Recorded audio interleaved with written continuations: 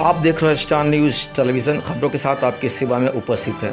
गत 25 सितंबर को अवामी एकता welfare association और यूनाइटेड इदरीसी फ्रंट दिल्ली की जानिब से वीर अब्दुल हमीद की याद में एक प्रोग्राम का आयोजन किया गया, जिसमें दिल्ली के मशहूर मुकर्रिरीन ने शिरकत की। सभी ने अपने अपने ख्यालात का इजहार किया।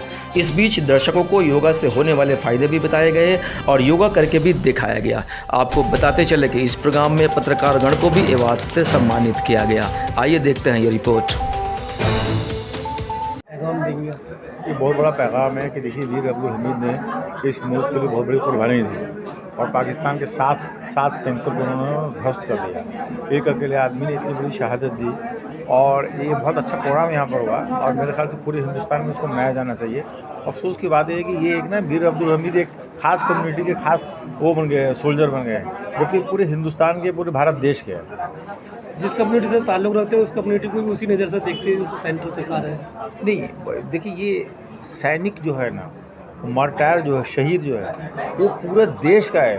उसमें हिंदू मुस्लिम का एंगल नहीं होना चाहिए, किसी भी हाल में नहीं होना चाहिए। मगर आज तक अब आप देखें कि जितने भाई, मैं एक चीज़ के पूछता हूँ कि भाई आज तक जितने हमारे अपोजिशन के लोग हैं, खासकर बीजेपी के लोग हैं, क्या उन्होंने कभी भी वीर अब्दुल हमीद का अपनी ज़ुबान से नाम लिया है? नहीं लिया। क्यों नहीं लिया है? भाई देश का एक आदमी ने पूरे अपनी इतनी बड़ी कुर्बानी दी, देश को एक हार से बचाया, एक जंग को जिताया। 1965 को जंग को वीर अब्दुल हमीद ने जिताया। उस जंग को जिताने वाला आदमी का आप नाम क्यों नहीं लेते भाई? अब वो तो पूरे हिंदुस्तान को इसका पूरा डे मनाना चाहिए। सेंट्रल गवर्नमेंट को, मोदी सरकार को उसका डे मनाना चाहिए इसका। वो क्यों नहीं मनाते इसको? युवाओं के लिए क्या मैसेज देंगे? युवाओं को लिए देखिए ये है कि हिंदुस्तान में बहुत अपॉर्चुनिटीज़ है। हिंदुस्तान में मिलजुल के काम करने की ज़रूरत है। और हिंदुस्तान में क्या है कि जो जैसे भी हमारे एक साहब ने कहा कि हमारे 80% जो हिंदू भाई हैं वो आज भी मुसलमानों से आपसी भाईचारे से प्रेम करते हैं, आपसी भाईचारा है। सेंट्रल गवर्नमेंट या जो भी कुछ खास लोग हैं वो लाख कुछ कर लें, हिंदुस्तान की जो गंगा जमनी तहजीब है वो कभी ख़त्म नहीं होने वाली है। एक और सवाल था, उर्दू अकादमी के उर्स कमेटी का आप चेयरमैन हैं। दिल्ली में कितने दरगाहें हैं जिनका उर्स सरकारी का बजट से किया जाता है? नहीं, देखिए दिल्ली उर्स कमेटी का काम जो है वो अजमेर शरीफ का से मुतल्लिक़ है और अजमेर शरीफ का जो है वो एक यहाँ पर डेलीगेशन जो है पूरे हिंदुस्तान का जाता है। उत्तराखंड, छत्तीसगढ़, बिहार, वेस्ट बंगाल, उड़ीसा, यहाँ के ज़ायरीन दिल्ली आते हैं और दिल्ली आकर के फिर वो अजमेर शरीफ को जाते हैं। उस ज़ायरीन के पूरे इंतज़ामात जो है वो दिल्ली सरकार कराती है और इसका एक कैंप लगता है, करीब 22 दिन का कैंप लगता है। वो कोरोना की वजह से पिछले 2 सालों से नहीं लग पाया है।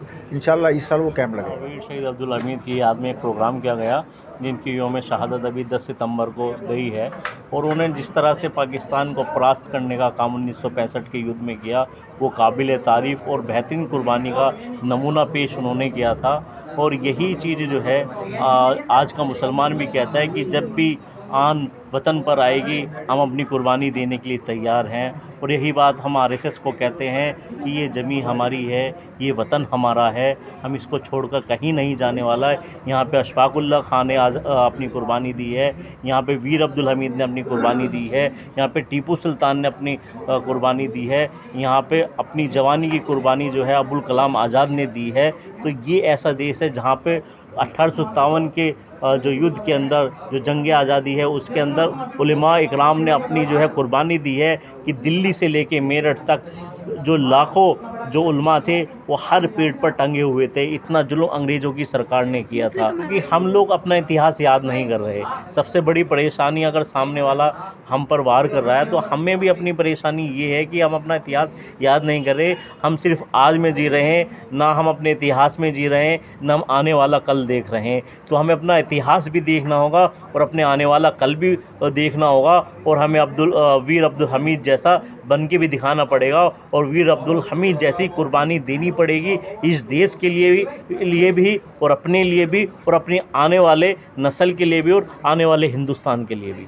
बाबा साहब अम्बेडकर का जो कोड है ना कि भाई संघर्ष करो, शिक्षित बनो, संगठित रहो और संघर्ष करो, तो उसी के बेस पर हमें चलना होगा, इसी पर हम कामयाब हो सकते हैं और बाबा साहब के जो संविधान है हम उसी पे कामयाब हो सकते हैं। हम पिछले 10 साल से हर साल अपने मुजाहिदों के नाम से अवार्ड दे रहे थे, लेकिन नदीम भाई और हमारे तस्लीम साहब और हाजी शमीम साहब का मशवरा हुआ कि ये प्रोग्राम हम अपने साफियों जो रिपोर्टर हैं, जो अपने नुमाइंदे हैं इलाके के, उनको अपने वीरों के नाम से अवार्ड दें।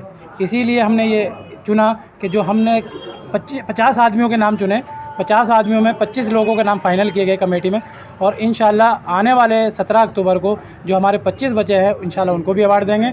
हमने लोगों के लिए ये सोचा कि भाई हमारे जागरूक कैसे बने, हमारे मुजाहिदों को कैसे याद किया जाए, तो हमने जो अवार्ड दिए हैं वो रिपोर्टरों को इसलिए दिए हैं कि वो उन मुजाहिदों के नाम से अपने अखबारों में छापेंगे, अपने रिपोर्ट बनाएंगे। और जो हमने ऐलान भी किया है कि हमारे रिपोर्टर जितने हैं वो अपना एक मजमून लिखें और उस मजमून में हम जो है आपको अवार्ड देंगे इंशाल्लाह आने वाले वक्त में। फर्स्ट सेकंड थर्ड उसमें से निकालेंगे और वो मुजाहिदों के नाम से लिखेंगे। तो इंशाल्लाह बहुत सारे रिपोर्ट तैयार भी हुए हैं। चावला जी हमारे तैयार हुए हैं, उन्होंने कहा है, सादिक शेरवानी साहब तैयार हुए हैं, और हमारे इस तरह से कई लोगों ने हमें नाम दिए हैं। तो इंशाल्लाह वो भी हम प्रोग्राम करेंगे। और ये प्रोग्राम और मैगज़ीन वो जो रिपोर्ट छपेगी, जो लिखे देंगे, वो हम अपनी एक किताब शाये करेंगे, जैसे हर साल हम नुकोश कहकशा शाये करते हैं, और वो किताब सब लाइब्रेरियों में भेजेंगे, अपने विभागों में भेजेंगे और सरकार से मांग करेंगे कि वो मुजाहिदों का, जैसे भी एक साहब बोले थे कि इस इलाके में मुजाहिदों के नाम से कुछ होना चाहिए, तो हमारे जो रहनुमा हैं वो सिर्फ सड़क, गलियां और इसी तरह के नाम पे रह गए, कुछ और करने को तैयार नहीं है। मुजाहिदों के नाम पे कुछ करने को तैयार नहीं, कुछ काम आगे बढ़ाने को तैयार नहीं, सिर्फ गलियां बनाएंगे, ये बनाएंगे, वो बनाएंगे। पार्कों के नाम, आज तक हमारे सिलमपुर में पार्कों के नाम सही नहीं कर सके, पार्कों में पेड़ पौधे नहीं लगा सके, खाली बजट इधर उधर पता नहीं अल्लाह जाने क्या करते हैं। बाकी आप तमाम का शुक्रिया, आप तमाम हजरात आए, और मैं अपनी टीम की जानिब से अवामी एकता वेलफेयर एसोसिएशन, मुझे कोई डर नहीं है, अल्लाह का शुक्र है, मैं अपने रोज़गार से हूँ, अपने दवाखाना चलाता हूँ, अपनी कंपनी चलाता हूँ, कोई टेंशन नहीं है। आप सबको भी साथ देना चाहिए। हमारे जैसे उर्स कमेटी में अब माशाल्लाह बहुत अच्छा प्रोग्राम किया, हम भी गए उसमें, तो ऐसे मुजाहिदों के साथ रहना चाहिए ना, तभी तो नाम सुनहरी हरफों में लिखा जाएगा, वरना चोर चीटर भतेरे बहुत सारे। बड़ी मेहनत कर रहे हैं मेन स्ट्रीम मीडिया के अलावा, और ऐसे लोगों को, ऐसे सहाफ़ियों को अप्रिशिएट करना चाहिए और किया भी जा रहा है। क्या कहेंगे आप? देखिए, अगर देश का संविधान या जो 4th पिलर कहा जाता है, वो आज जो अगर सही में असल मानों में संभाल रहा है, वो यूट्यूबर्स और नौजवान ही संभाल रहे हैं। और मैं उन नौजवानों के कंधों पे इतनी बड़ी जिम्मेदारी जो उन्होंने ले रखी है, और जिस तरह से वो एक जालिम सरकार के साथ लड़ रहे हैं, उसका मैं हमेशा अप्रिशिएट करूंगा कि इस तरह की जालिम सरकार से अगर आप लोग लड़ रहे हैं तो ये आपके हौसला है।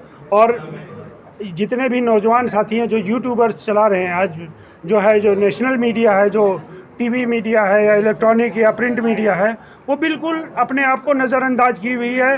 जो आज के जिस तरह के जुल्म हो रहे हैं, तो उसको अगर वो नज़रअंदाज की हुई है, तो ये एक तरह से खुदा का और अल्लाह का ये निज़ाम है कि उन्होंने यूट्यूब चैनल्स भेज दिए, और उस पर आज लोग जो है जिस तरह से लोगों को अवेयर कर रहे हैं, ये बहुत बड़ी बात है। और मैं उन सभी नौजवानों को, उन सभी साथियों को जो यूट्यूब चैनल से जुड़े हुए हैं, मीडिया से जुड़े हुए हैं, उनको मुबारकबाद देता हूं, उनके हौसलों को सलाम करता हूं। किसी तरह से जुड़े रहें और देश की एकता, क्योंकि देश आपका भी है, देश मेरा भी है। जिम्मेदारी अगर नेताओं की है तो वही जिम्मेदारी यूट्यूब चैनलों की है, उनको भी इसी जिम्मेदारी के साथ काम करना चाहिए। मैं उनको साले दिल से सलाम करता हूँ। शायर जो है वो जब भी बोलता है सच बात बोलता है, और जो देखता है वो बोलता है। तो मैं सिर्फ इतना कहना चाहता हूँ कि जो लोग कहते हैं कि तुम्हारा यहाँ क्या है, तुम पाकिस्तान जाओ, तुम वहाँ जाओ, तुम यहाँ जाओ, तो मैं सिर्फ इतना कहना चाहता हूँ कि ज़मीन की गोद में भी गुस्ल करके जाते हैं, ज़मीन की गोद में भी गुस्ल करके जाते हैं, वतन की मिट्टी को नापाक हम नहीं करते। बिल्कुल, क्या